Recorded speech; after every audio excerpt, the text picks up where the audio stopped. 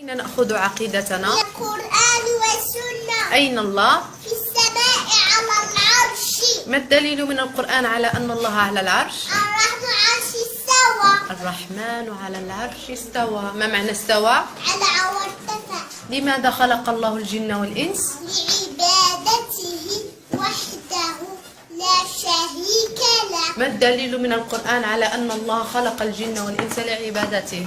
وما خلقت الجن والإنس إلا ليعبدون. ما معنى يعبدون؟ يوحدون. ما معنى لا إله إلا الله؟ لا معبود إلا الله. ما أعظم عبادة؟ التوحيد. ما هو التوحيد؟ إفراد الله بالعبادة. ما أعظم معصية؟ الشرك. ما هو الشرك؟ عبادة غير الله مع الله. كم أقسام التوحيد؟ 3. ما هي أقسام التوحيد؟ الربوبية والألوهية والأسماء والصفات. ما تعريف الربوبية؟ إفراد الله بأفعاله مثل؟ الخلق والرزق. ما تعريف الألوهية؟ إفراد الله بأفعال العباد مثل؟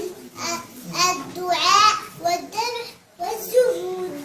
هل لله أسماء وصفات؟ نعم. من أين نأخذ أسماء الله وصفاته؟ من القرآن والسنة. هل تشبه صفات الله صفاتنا؟ لا.